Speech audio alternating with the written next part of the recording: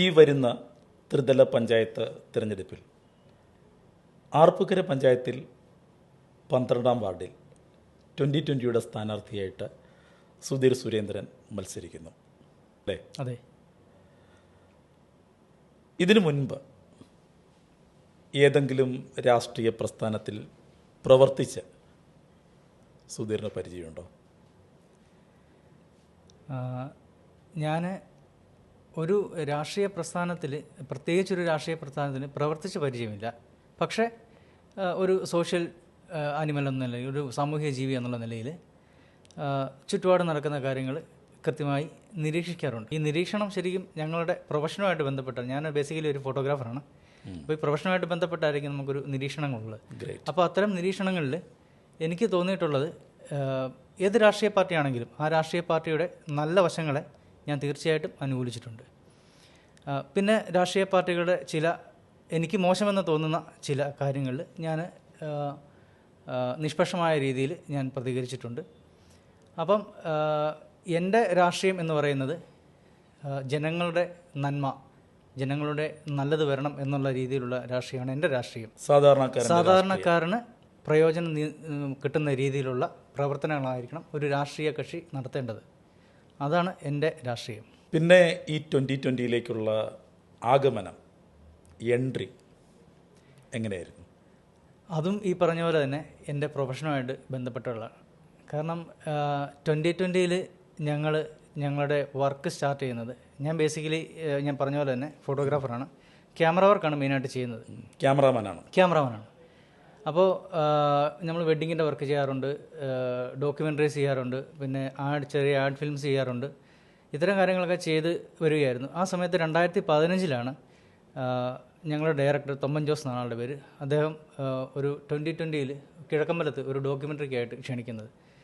അപ്പോൾ അവിടെ ഞങ്ങൾ സ്റ്റേ ചെയ്തിട്ടാണ്, അത് പ്രോജക്റ്റിന് വേണ്ടി ഞങ്ങളവിടെ സ്റ്റേ ചെയ്തിട്ടാണ് വർക്ക് ചെയ്യുന്നത്. അത് ഏകദേശം ഒരു 2015 മുതൽ 20 വരെയുള്ള കാലഘട്ടത്തിലാണ് ഈ പ്രോജക്റ്റ് നടക്കുന്നത്. അതായത് 2020 എന്ന് വെച്ച് കഴിഞ്ഞാൽ തന്നെ ആ പാർട്ടി രൂപീകരണം കൊണ്ടത് തന്നെ 2020 കിഴക്കമ്പലം ഗ്രാമപഞ്ചായത്തിനെ ഒരു മോഡൽ വില്ലേജ് ആക്കുക എന്നുള്ളൊരു പദ്ധതിയായിരുന്നു. അപ്പോൾ 2015 2020 ഭരണത്തിലേറിയതിനു ശേഷം അവിടെ നടക്കുന്ന ഓരോ പ്രോജക്റ്റുകളിലും നമ്മൾ ക്യാമറ ചലിപ്പിച്ചിട്ടുണ്ട്. അപ്പോൾ എനിക്ക് നേരിട്ട് കണ്ട ഒരു കാര്യം, ഈ ഓരോ പ്രോജക്റ്റുകളുടെയും വേഗതയും ഇതിൻ്റെ ഒരു ആസൂത്രണ മികവുമാണ്. സാധാരണ പഞ്ചായത്തുകളിൽ ഒരു പദ്ധതി അനൗൺസ് ചെയ്തിട്ട് അത് പ്രാവർത്തികമാകാൻ എടുക്കുന്ന ഒരു ടൈമുണ്ട്. അത് വളരെ കാലതാമസം നേരിടുന്നുണ്ട്. പക്ഷേ ഇവിടെ ആസൂത്രണ മികവ് കൊണ്ടും മോണിറ്ററിംഗ് സംവിധാനം കൊണ്ടും, കൃത്യമായ മോണിറ്ററിംഗ് ഉണ്ട്, ആ മോണിറ്ററിംഗ് സംവിധാനം കൊണ്ടും ഒരു പദ്ധതി വളരെ വേഗത്തിൽ ജനങ്ങളിലേക്ക് എത്തുന്നുണ്ട്. അതായത് ജനങ്ങൾക്ക് അതിൻ്റെ ഗുണം കിട്ടുന്നുണ്ട്. അതുകൊണ്ട് തന്നെയാണ് 2015 മുതൽ 20 ആയപ്പോഴത്തേക്കും ഈ പ്രോജക്റ്റ് അവർ കംപ്ലീറ്റ് ചെയ്തു. ഒരു മോഡൽ പഞ്ചായത്ത് എന്നുള്ള നിലയിൽ എല്ലാം കൊണ്ടും കിഴക്കമ്പലം ശ്രദ്ധേയമായി. അതിനുശേഷം 2015 അടുത്ത 4 പഞ്ചായത്തുകളിൽ ഈ 2020 എന്ന പാർട്ടിയാണ് ഭരണത്തിൽ വന്നത്. 4 പഞ്ചായത്തുകളിലും ഭരണത്തിലാണ്. അതിൻ്റെ പ്രധാന കാരണം ഈ കിഴക്കമ്പലത്തെ ജനങ്ങൾ ഈ പാർട്ടിയെ അത്രമേൽ ഏറ്റെടുത്തു. അവരുടെ പ്രശ്നങ്ങളിലേക്ക് നന്നായി ഇറങ്ങിച്ചെന്നു, ആഴ്ന്നിറങ്ങിച്ചെന്നു എന്ന് വേണമെങ്കിൽ പറയാം. അതായത് ഗതാഗത യോഗ്യമല്ലാത്ത, അല്ലെങ്കിൽ ഒരു രോഗിയെ കൊണ്ട് പോലും ഹോസ്പിറ്റലിലേക്ക് പോകാൻ പറ്റും എന്ന് ഒരു തോന്നലുമില്ലാത്തൊരു സ്ഥലത്ത് കൃത്യമായ വഴികളും ഗതാഗത സൗകര്യങ്ങളും 2020 ഇനിഷ്യേറ്റീവ് എടുത്ത് ഒരുക്കി. പിന്നെ ജലസ്രോതസ്സുകളും കുടിവെള്ളക്ഷാമമൊക്കെ പരിഹരിച്ചത് വളരെ വേഗത്തിലാണ്. നമുക്ക് സ്വപ്നത്തിൽ പോലും കാണാൻ കഴിയത്തില്ലാത്ത രീതിയിൽ ആണ്, അത്തരം വേഗത്തിലാണ് ഈ പദ്ധതികൾ നടപ്പിലാക്കിയത്. അതുകൊണ്ട് തന്നെയാണ് ജനങ്ങളുടെ ഒരു കൂട്ടായ്മ ഇവരുടെ കൂടെ എപ്പോഴും ഉള്ളത്. അങ്ങനെയാണ് ശരിക്കും ആകർഷണമായത്. അങ്ങനെയാണ് ശരിക്കും ഞാൻ 2020 ആകർഷണമാകുന്നത്. കാരണം ഇതിൻ്റെ ഒരു വേഗതയും ആസൂത്രണ മികവും, അതാണ് എന്നെ ആകർഷണമാക്കിയത്.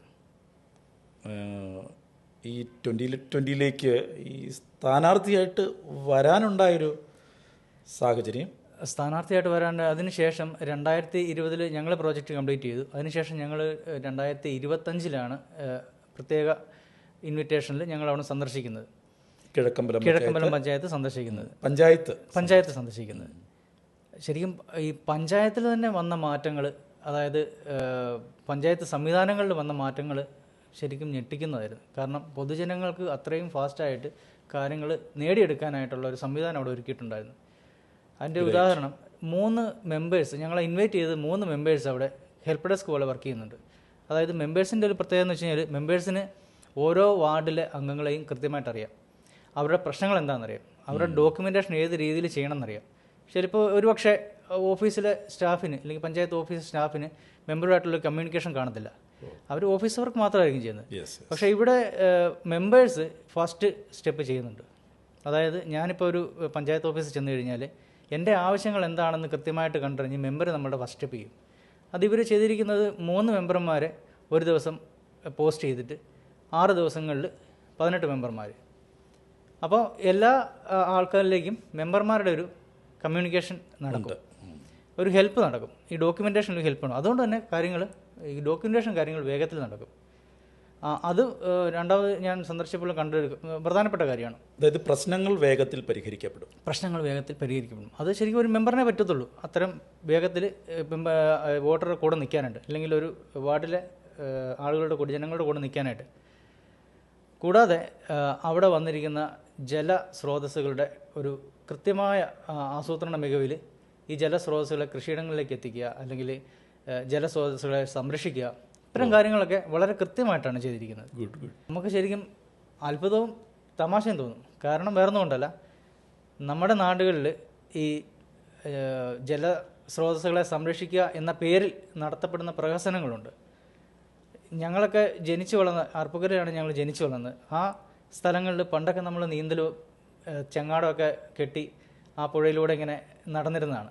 പക്ഷേ ഇന്ന് നമുക്കങ്ങനെ ചിന്തിക്കാൻ പോലും പറ്റില്ല. കാരണം അത്രയധികം വെള്ളം അശുദ്ധമായി, നമുക്ക് കയ്യോ പോലും തൊടാൻ പറ്റത്തില്ലാത്ത രീതിയിൽ വെള്ളം കേടായിട്ടുണ്ട്, അത് ഒഴുക്കില്ല. അപ്പോൾ ഇവിടെ ചെയ്തിരിക്കുന്നത് ഈ ജലസ്രോതസ്സുകളൊക്കെ തന്നെ കൃത്യമായ നീരൊഴുക്ക് സംവിധാനങ്ങൾ, പരിപാലനം കൊണ്ട് തന്നെ